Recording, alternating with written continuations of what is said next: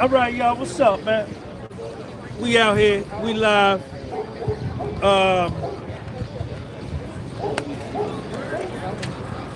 Today is Tuesday, May the 20th, 2025. Down here in Lower Manhattan at the Diddy trial.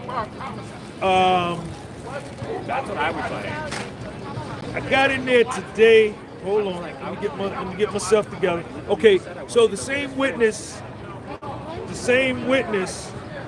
was on the stand today. This is Puffy's assistant. His name is David James. First of all, I want to correct a mistake that I made yesterday. The attorney for Puffy yesterday, Nicole Westmoreland, is actually a black girl from Atlanta, Georgia. I said she was a white girl. So let me fix that mistake. I also met with her. I saw her in the cafeteria earlier. I'm gonna try to get an interview with her. Now, so right off the bat, they started dealing with Jamil. I see you. Aura Glow, what up? So right off the bat, David James was a personal assistant to Puff from May 2007 to May 2009 for 2 years. White dude. We went over him yesterday. He was responsible for doing everything for Puff. So, what they were arguing about right off the bat, do me a favor, bro, hold this for me. Hold that right there. What they were arguing right off the bat is what they're trying to do. The government is trying to build a RICO case against Puff, right? So if you go to the indictment,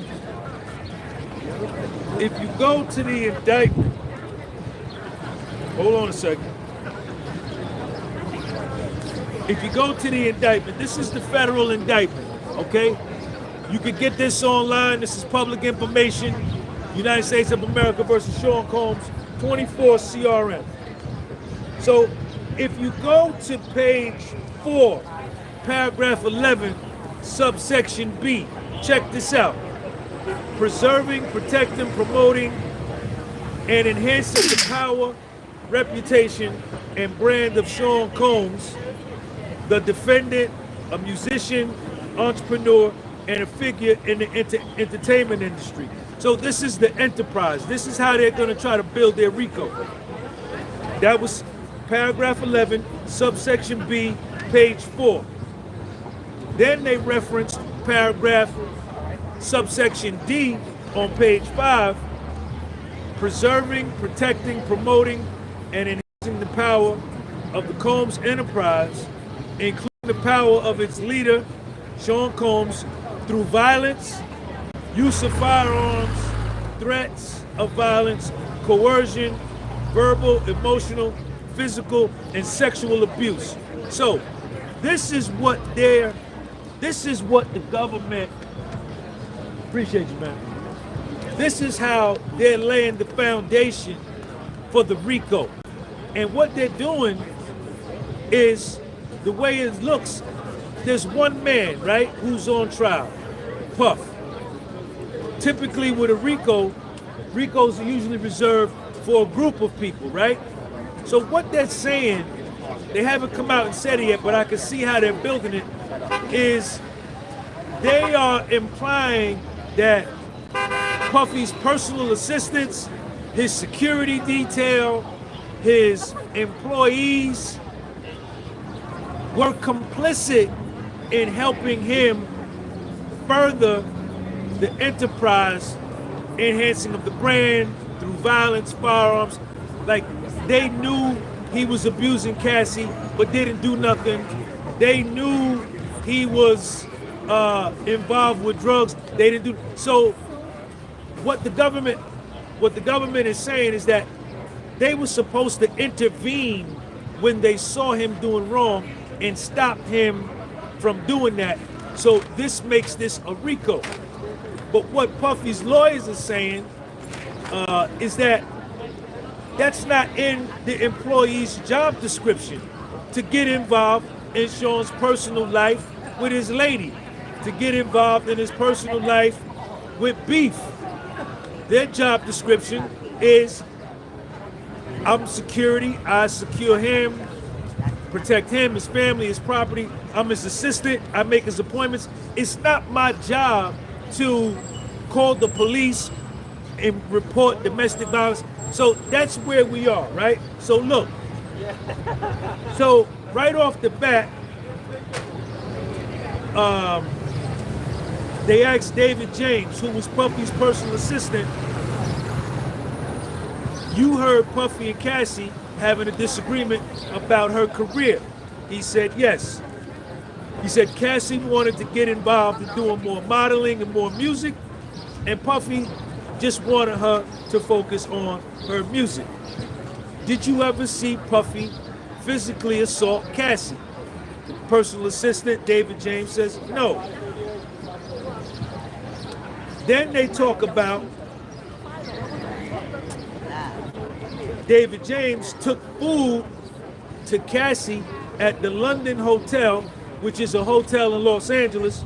He went to Roscoe's Chicken and Waffle, because Cassie liked that, and brought her some food. And he had done this several times. But this time Cassie didn't answer the door. So, hold on, let me make sure.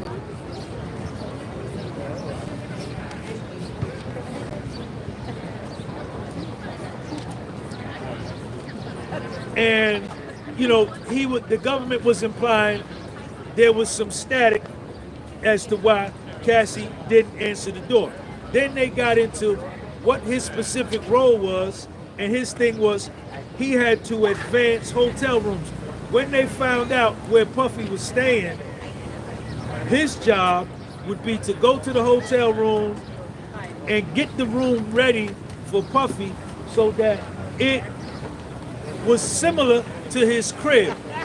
He would go to Puffy's crib, get him some socks, get him some underwear, a Jordan sweatsuit, get him some Jello, applesauce, you understand? And get the room ready for Puff before Puff shows up. Some hotels that they mentioned was the Trump International and the Beverly Hills Hotel. Along with the sweatsuit, the socks, and the underwear, Puffy required 40 different skin products. Razor, then he had a Louis Vuitton medicine bag. And in that Louis Vuitton medicine bag, he kept his money, he kept his wallet, and at least $10,000 in cash, and 25 to 30 pill bottles that included Percocet, ecstasy, Viagra, and some other drugs to increase his sperm count.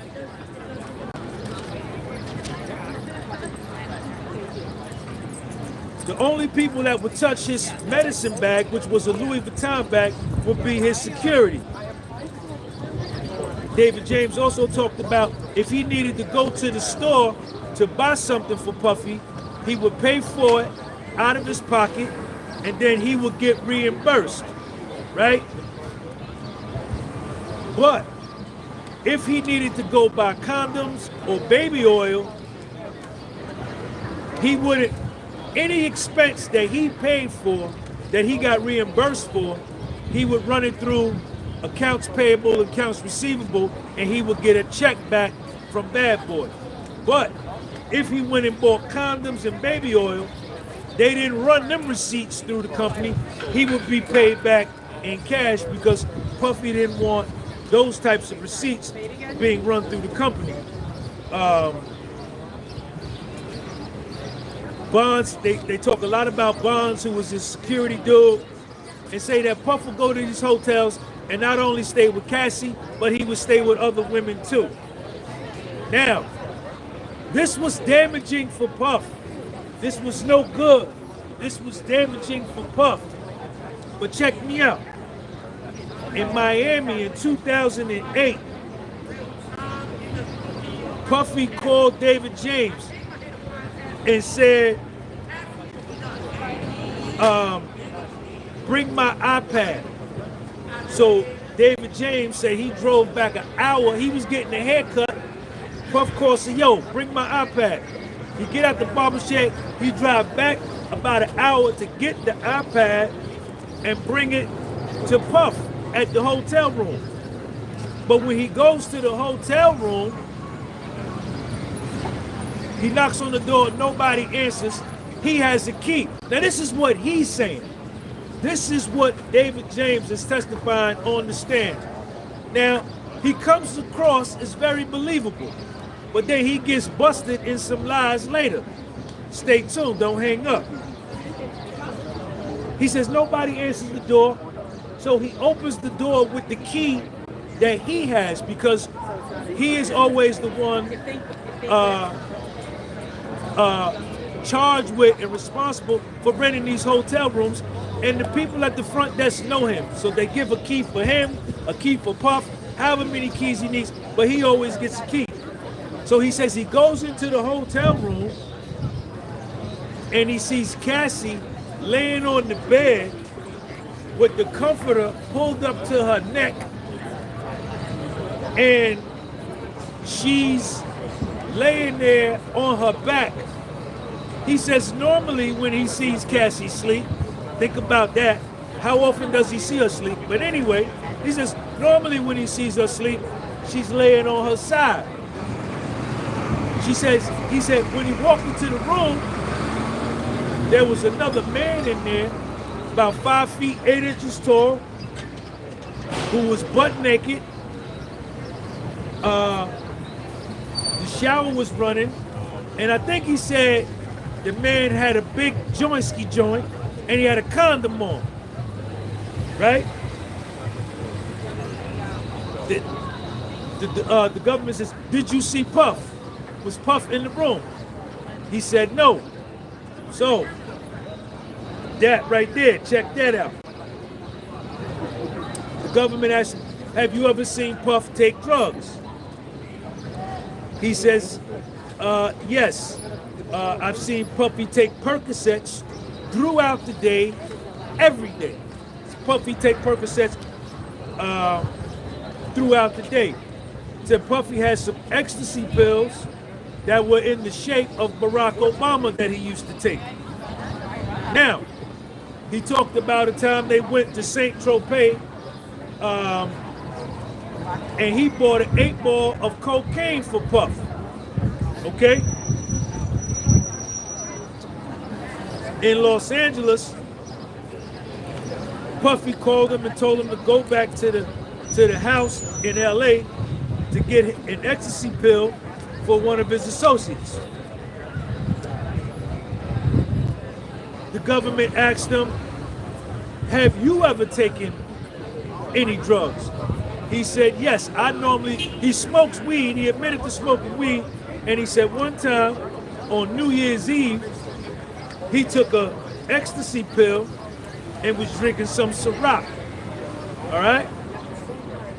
And a few days later, Puffy called him into his office and showed him the video of David James dancing and moving around the party high on ecstasy and Ciroc.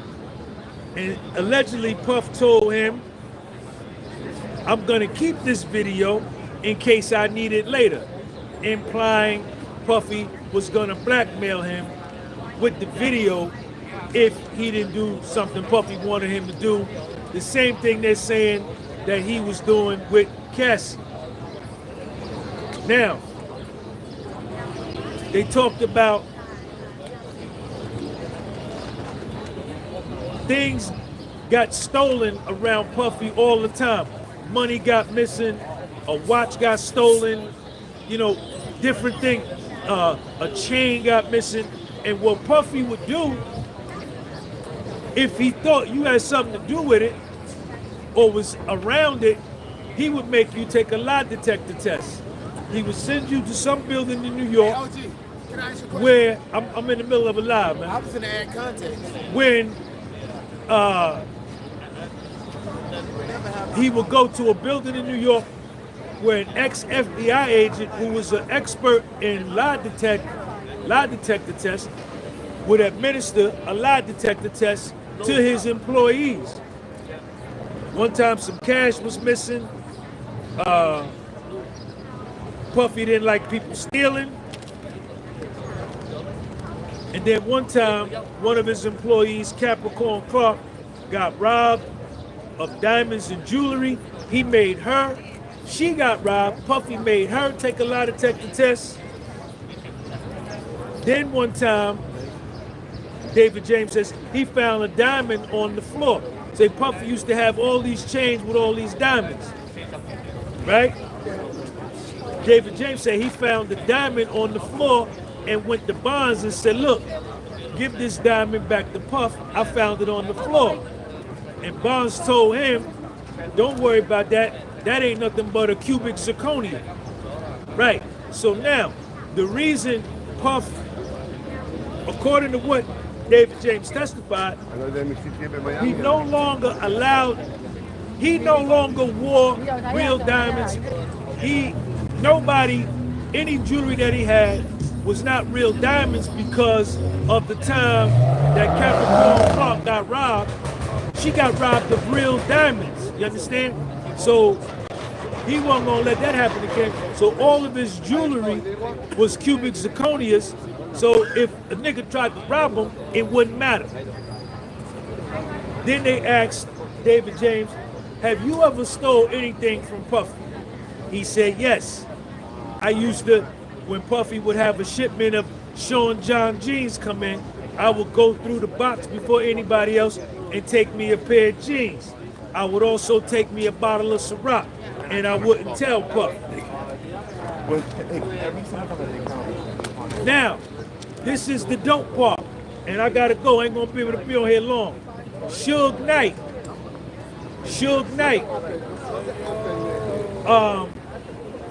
Mel's Diner is actually in Los Angeles. And I need to correct myself because I think initially when I mentioned Mel's Diner, I said it was in New York. So that was wrong what I initially said. Mel's Diner is in LA and it's supposedly a 24-hour diner. Now, November 2008 in Los Angeles, this is what David James testifies to. About 3 or 4 o'clock in the morning, Puffy told him, I want some cheeseburgers. Go to Mel's Diner and get me some cheeseburgers. So David James says him and D-Rock jump in a silver Lincoln Navigator and drive to Mel's Diner. They pull into the parking lot and they pull into the parking space and about 3 spaces down, Suge Knight is sitting there in a black SUV, right? And D-Rock says, that's motherfucking Suge Knight. D-Rock gets out the car, walks over to Suge and says, what's up? I'm Biggie's boy. Suge Knight say to him, what you doing in my city? D-Rock say back to him, I'm getting money, you know what it is. Now this is David James' testimony, this ain't me now. Then he said that him and D-Rock, David James and D-Rock, go inside Mel's Diner and order their food. Then he say, Suge Knight makes a phone call and 4 black SUVs show up, one parked at that entrance, one parked at that entrance, one parked at that entrance, and one parked at that entrance, and basically surrounding them, not gonna let them leave. D-Rock says, yo, let's get out of here. Somehow they dip, right? And then he says somebody handed Suge a jammy, a pistol, right? So they go back to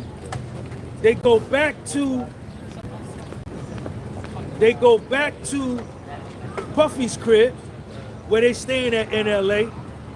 Puffy and Cassie are arguing out in the street at 3, 4 o'clock in the morning. They outside in the middle of the street arguing. This is what my man is saying.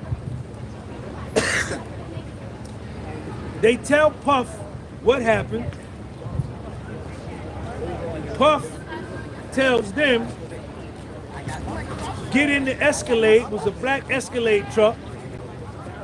Told David James, park the silver Navigator, get in the black Cadillac Escalade.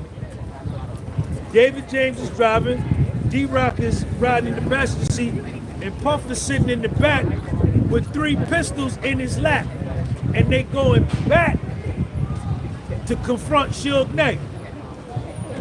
So they drive back to Mel's Diner. Suge is gone. Puffy said, go around the block. They looking for him. They go around the block and they can't find none of the black SUVs and they can't find Suge. So they leave. David James then testifies that the next week he went into human resources and put in his resignation that he didn't want to work for Bad Boy no more, that, you know, it was too dangerous and he didn't sign up for that kind of work. Now, that was under direct examination from the government. That's the story he told for the government. Now he's getting cross-examined by Puffy's lawyer, Mark Agnifilo, who is the head attorney in the case. Mark Agnifilo come out, Puffy's lawyer come out and say, when you met with federal prosecutors, right? He said, yeah. He said, you met with them twice, right? He said, yeah. When you met with the federal prosecutors on January 10th, 2024, you didn't mention this Mel's Diner story.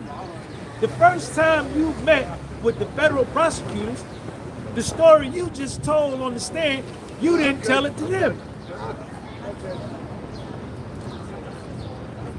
He said something, you understand? In other words, he busted. He caught in a lie, he busted. Mark Agnifilo put the pressure on him some more. He said, yo, then when you met with them the second time, you told them about this story, but yet you said you and D-Rock were inside Mel's Diner and Suge walked in, which is different from the story where I just told y'all he pulled up. What's up, man? He pulled up and Suge was already there. Now his story is the initial meeting wasn't outside, it was inside. David James said, oh, this is what Mark Agnifilo said. He says, I don't remember. David James says, I don't remember that. He says, well, let me give you something. Read that. And when you finish, look up at me. You understand? Read this. And when you get through, look up at me. So he got finished reading. He looked up at him. And David James says, those are inaccurate notes. Then he said, on your second meeting with federal prosecutors, you said this time, now it was outside the diner, right? And Mark Agnifilo's asking him, now this was 4 a.m. in the morning, right? I'll be here. Yeah. Were you high? No. Were you drunk? No. Did you have a clear mind? Right?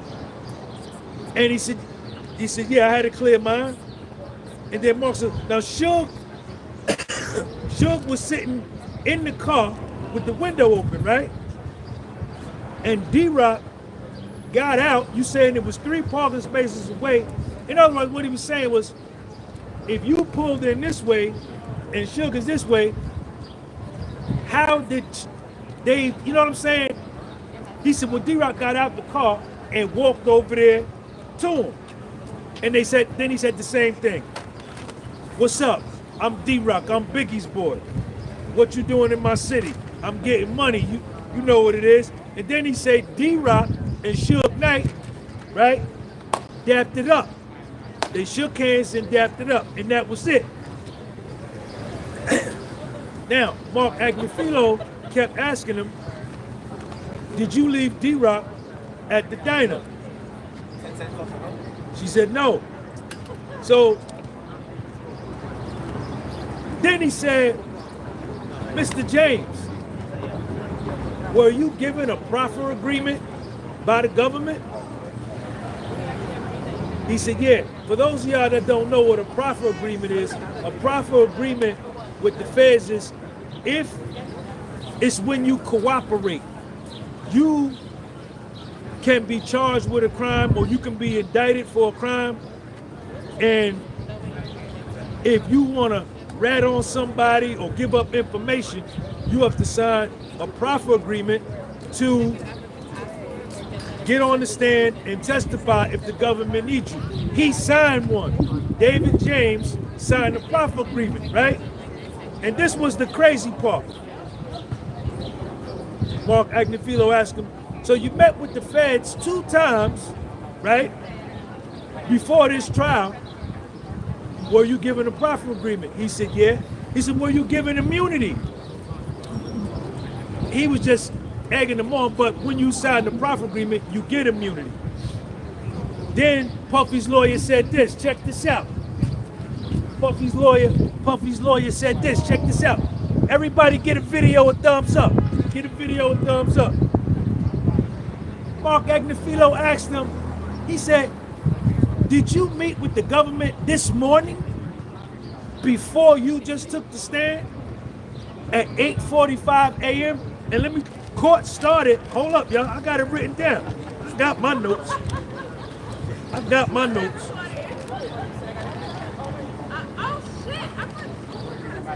Court started today at 8:54. 9 minutes earlier, David James, Puffy's assistant, was meeting with the feds about what they were gonna talk about on the stand and what Puffy lawyer and them may say. They were prepping him. He didn't know Mark Agnifilo knew. He didn't know Puffy's lawyer knew. He said, did you meet with them at 8:45 this morning? He said, yeah. He said, what did you talk about? He said, I can't recollect. Did you talk about Mel's Diner? I don't remember. Did you talk about the inconsistencies in your testimony? Man, I can't recall. And he acknowledged, David James acknowledged that his testimony has changed. First, they met with Suge outside the diner. Then Suge walked in the diner. Then they met. You understand? So Mark Agnifilo says, you mean to tell me you can tell a story about what you saw in a situation that happened in 2009? Who that right there? There go my girl Monica. Thank you, Monica. Thank you, baby. Get you a good lunch today because bro be working and getting free press, so it's imperative that we bless you. No one else is dropping gems like you are. Thank you, Sean, and God bless you. Monica, thank you for the super chat. Mark Agnifilo, you mean to tell me you can describe a situation that happened in 2009 with great detail? You understand? But a conversation you had with the feds 9 minutes ago, you can't recall? You can't remember? Come on, man. So right there, like his whole thing is blown out the water, right? Now, here's another part where Mark Agnifilo, this is Puffy's lead attorney, is getting him. He said, now, you spend 19, 20, 21 hours with Puff every day, right? He said, yeah. He said, what about his security detail? D-Rock, Bonds, do they spend that amount of time with Puffy every day? Yeah, they do. So what Mark Agnifilo is saying, if this story you told about Suge Knight, Puffy getting in the back of the truck with 3 pistols in his lap, and y'all going back to look at Suge, why wasn't the security detail with y'all? You understand? Just y'all 3 went. So it just, all of these witnesses that are being called to help the government, Puffy's lawyers are just picking them apart, man. Like, so far to me, the only person that ain't lied on the stand has been Cassie, man. Cassie is the only one. Cassie had one inconsistency, and it was with the date, whether it was September or October. But flat out lies, Cassie didn't get busted in no lie. You understand? But every other witness, that girl yesterday, Dawn Richards, she got destroyed. This kid, he got destroyed. He telling stories, but he ain't disclosing. He signed a Progfer agreement, he got immunity. And you know what I thought? When I saw the government direct examining him today, the prosecutor was just leading them, feeding them questions and like feeding them answers at the same time. We're gonna go ahead. What about this? And I said, man, when Mark Agnifilo busted him and said, yo, you signed a Progfer agreement, and then you met with the government for a third time 9 minutes ago at 8:45. I don't know. Listen, Puffy got a bad team, man. Them lawyers mean, man. Them lawyers mean, man. Them lawyers mean. But anyway, they kept on going. Then he said, you told federal prosecutors you got an 8-ball, because they asked him if he ever bought drugs. He said one time he had bought an 8-ball of cocaine from Puff, right? Under direct examination. Mark Agnifilo, Puffy's lawyer, said, you told federal prosecutors you got an 8-ball of cocaine for Nellie Hooper, right? That's in your Progfer agreement, right? He says, I adjusted my answer. Mark said, oh, you adjusted it. You adjusted your testimony, right? From committing perjury is just an adjustment. What you tell the prosecutors is different from what you tell them here. He said, did Puffy ask you to buy an 8-ball? He said, no. Did Puffy know you bought an 8-ball for Nellie Hooper? He said, no. Did you ever tell Puffy you bought an 8-ball for Nellie Hooper? He said, no. And he said, you never said that before today. Then Puffy's personal assistant, David James, physically, Puffy's chef was named Chef Jordan. Mark Agnifilo asked him, did you ever choke the chef? Did you ever choke the chef? He said, nah. I got up and went to the bathroom, so I missed this part, but I asked some other people and they filled me in. But as they kept talking about it, it verified what I was told and it worked out. So the chef came out her mouth and told him how she was trying to tell David James how to do his job, and David James grabbed her by the wrist and squeezed the wrist and told her, stay in your lane. Stay in your lane. The chef called human resources and said, yo, my man put his hands on me. They called Puff. Human resources called Puff. Puff called David James and said, yo, come here, man. Hurry up. Come here. Puffy told him, you can't be putting your hands on women. And if you do that again, you'll be fired. And I need you to go apologize to the chef and buy her a gift. Buy her a gift.